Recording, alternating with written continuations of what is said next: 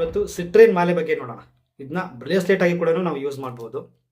ಇದ್ರ benefits ಏನೇನಂತಂದ್ರೆ, first ಇದನ್ನ solar plexus ಚಕ್ರ ಅಂದ್ರೆ ಮಣಿಪುರ ಚಕ್ರ ಬ್ಯಾಲೆನ್ಸ್ ಮಾಡೋಕ್ಕೆ ಯೂಸ್ ಮಾಡ್ತೀವಿ. ಮಣಿಪುರ ಚಕ್ರ ಬ್ಯಾಲೆನ್ಸ್ ಆಗೋದ್ರಿಂದ ಏನೇನು ಅಡ್ವಾಂಟೇಜ್ ಅಂತಂದ್ರೆ, ನಿಮ್ಮ ಡೈಜೆಷನ್ ಚೆನ್ನಾಗಿರುತ್ತೆ, ಯೂರಿನ್ ಫಾರ್ಮೇಷನ್ ಚೆನ್ನಾಗಿರುತ್ತೆ, ಸ್ಪೈನಲ್ ಕಾರ್ಡ್ ಚೆನ್ನಾಗಿರುತ್ತೆ, ವೈಟಾಲಿಟಿ ಅಂದರೆ ಸ್ಪರ್ಮ್ ಕೌಂಟ್ಸ್, ಸ್ಟ್ಯಾಮಿನಾ ಚೆನ್ನಾಗಿರುತ್ತೆ. ಯಾಕಂತಂದರೆ ಇದೆಲ್ಲ ಸಿಂಪ್ಟಮ್ಸು ಕಿಡ್ನಿ ಕೋಲ್ಡ್ನೆಸ್ ಇರೋರಿಗೆ ಬರೋದು. ಕಿಡ್ನಿ ಕೋಲ್ಡ್ನೆಸ್ ಯಾಕಾಗುತ್ತೆ ಅಂತಂದರೆ ಸ್ಟಮಕ್ ವೀಕ್ ಆಗಿರುತ್ತೆ. ಅದಕ್ಕೋಸ್ಕರ ಯಾವಾಗ ನಾವು ಸ್ಟಮಕ್ ಸ್ಟ್ರೆಂಥನ್ ಮಾಡ್ತೀವೋ ಆಟೋಮೆಟಿಕ್ ಎಂಟೈರ್ ಬಾಡಿ ಸ್ಟ್ರೆಂಥನ್ ಆಗುತ್ತೆ.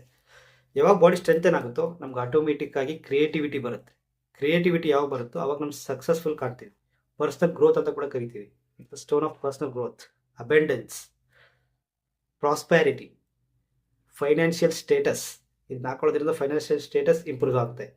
ನೀವು ಇದ್ರ ಬಗ್ಗೆ ಗೊತ್ತಾಗಬೇಕು ಅಂದರೆ ಲಾಸ್ಟ್ ಒಂದು ಮನಿ ಮ್ಯಾಗ್ನೆಟ್ ವಿಡಿಯೋದಲ್ಲಿ ಇದ್ರ ಬಗ್ಗೆ ಎಕ್ಸ್ಪ್ಲೇನ್ ಮಾಡಿದ್ದೀನಿ, ಅದು ಬೇಕಿದ್ರೆ ನೀವು ನೋಡ್ಬೋದು. It increases memory power.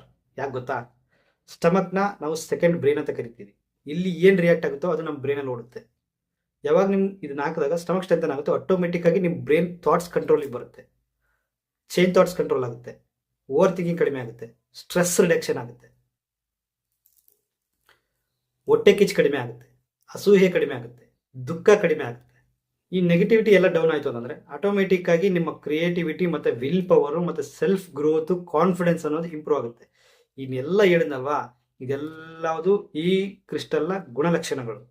ಇದನ್ನ ನಾನು ಥಿಯರಿಯಾಗಿ ಪ್ರತಿಯೊಂದು ಇದಕ್ಕೆ ಕೆಲಸ ಮಾಡುತ್ತೆ ಅಂತ ಹೇಳ್ಕೊಂಡು ಹೋದ್ರೆ ನಿಮ್ಗೆ ಅರ್ಥ ಆಗಲ್ಲ. ಅದಕ್ಕೋಸ್ಕರನೇ ನಮ್ಮ ಒಂದು 5 ಎಲಿಮೆಂಟ್ ಥಿಯರಿ ಪ್ರಕಾರ ಇದು ಯಾವ ಥರ ನಮ್ಮ ಬಾಡಿಗೆ ಎಫೆಕ್ಟ್ ಮಾಡುತ್ತೆ ಅನ್ನೋದನ್ನ ಡೀಟೇಲ್ ಆಗಿ ಹೇಳಿದೀವಿ. ಅದು ನಮ್ಮ ಬ್ಲಡ್ ಕ್ರಿಯೇಟ್ ಮಾಡುವಂಥದ್ದು ಸ್ಟಮಕ್ ಮತ್ತೆ ಸ್ಪ್ಲೀನ್ ಅಂದ್ರೆ ಸೋಲಾರ್ ಪ್ಲೆಕ್ಸಸ್ ಚಕ್ರನೇ.